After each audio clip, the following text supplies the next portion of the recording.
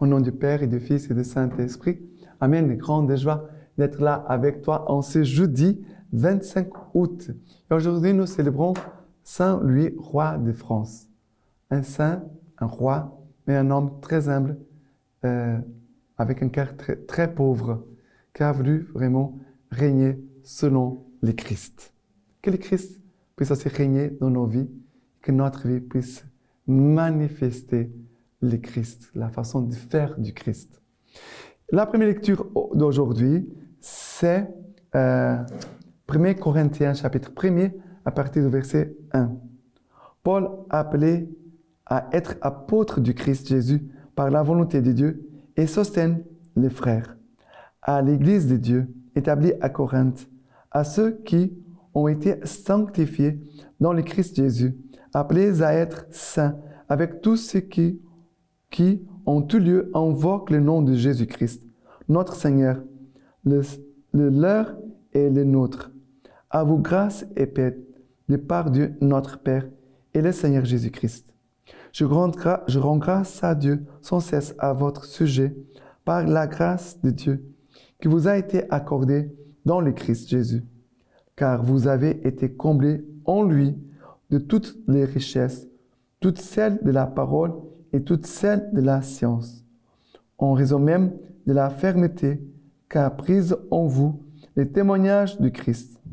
Aussi, ne manquez-vous d'aucun don de la grâce, dans l'attente où vous êtes de la révélation de notre Seigneur Jésus-Christ.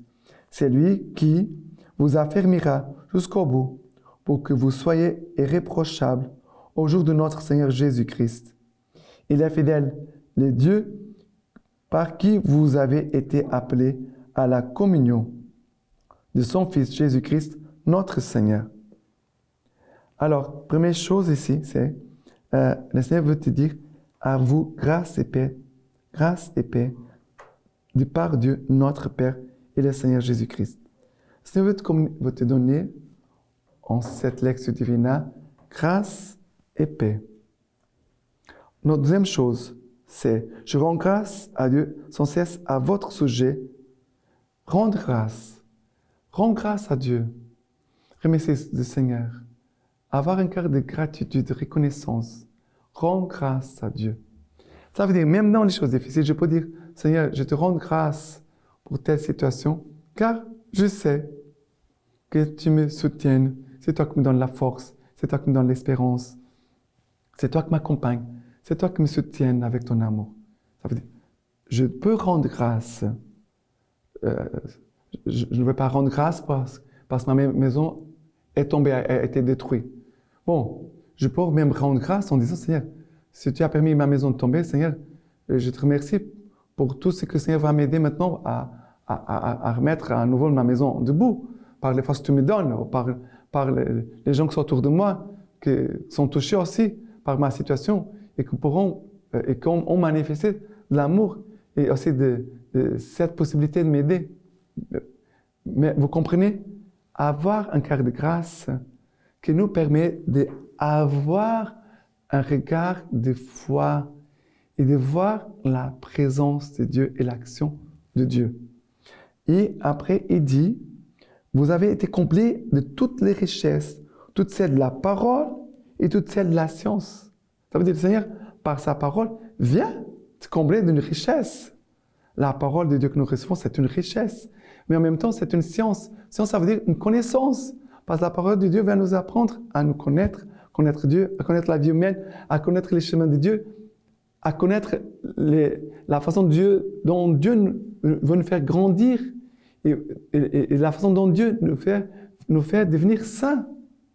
Parce que le projet de Dieu, c'est pour nous la sainteté et aussi la vie éternelle. Le but de notre vie, c'est la sainteté et la vie éternelle. Voilà, que le Seigneur nous donne d'être irréprochables.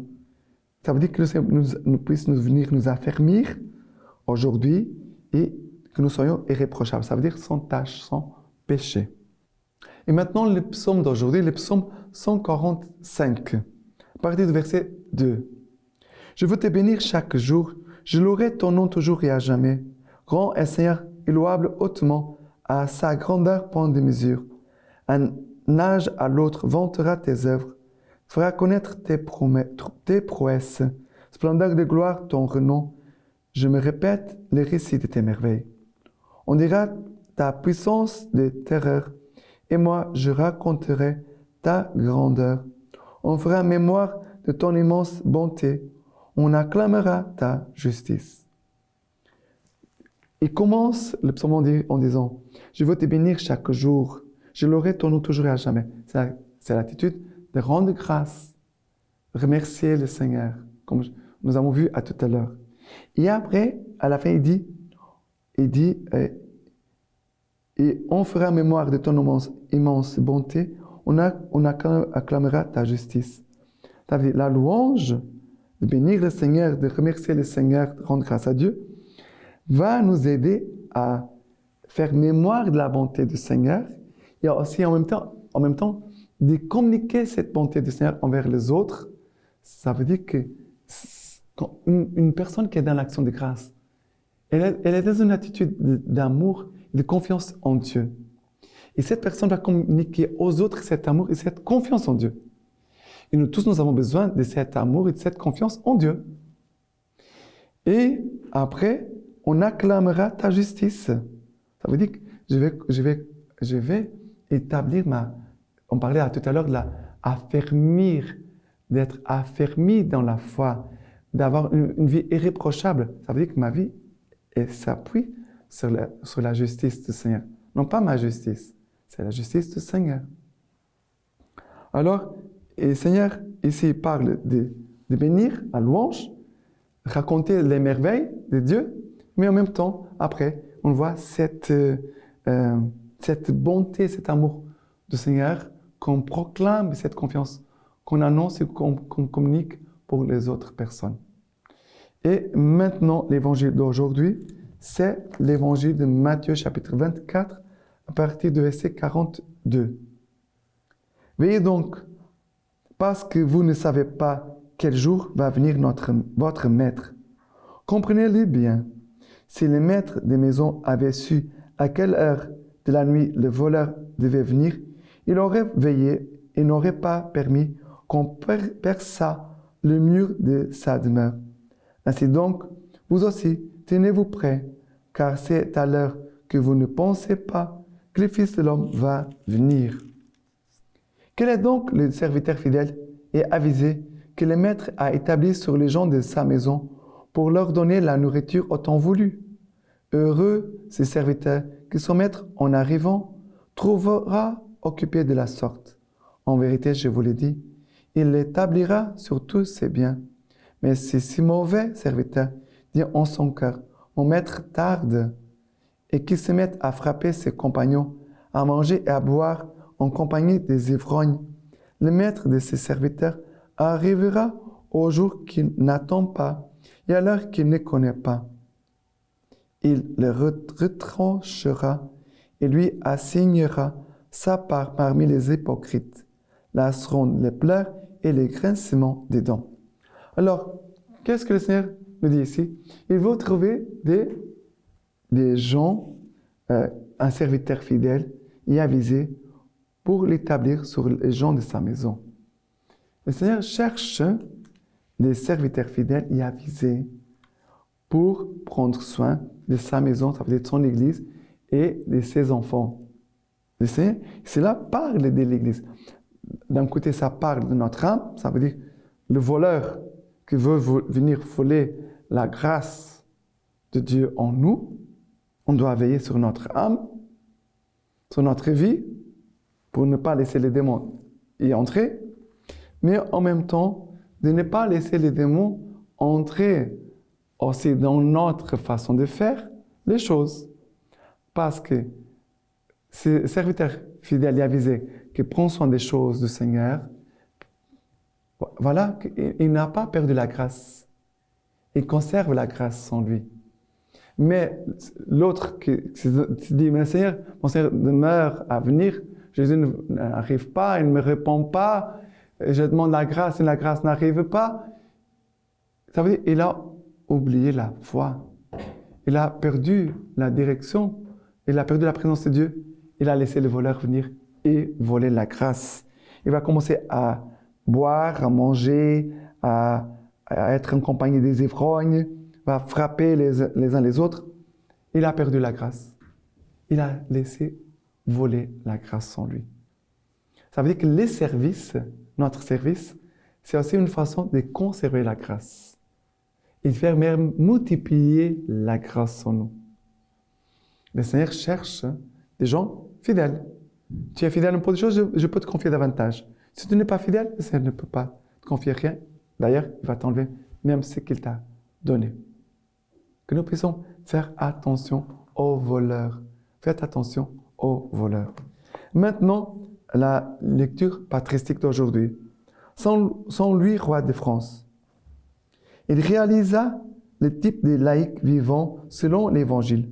Époux plein de tendresse, père attentif à élever ses 11 enfants en vrais chrétiens, chef d'État, soucieux de justice et de paix. Il vivait sa foi humblement au jour le jour, dans la prière, les services des pauvres, une joie toute franciscaine.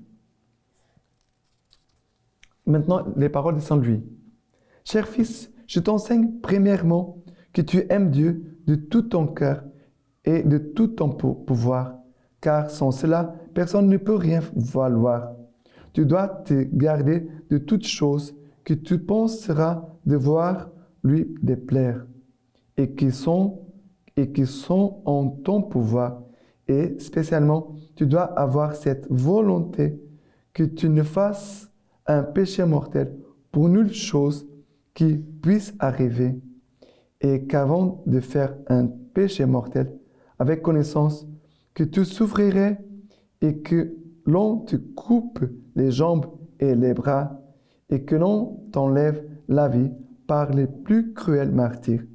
Si notre Seigneur t'envoie persécution, maladie ou autre souffrance, tu dois la supporter d'abonnement, et tu dois l'en remercier et lui à savoir bon gré, car il faut comprendre qu'il l'a fait pour ton bien.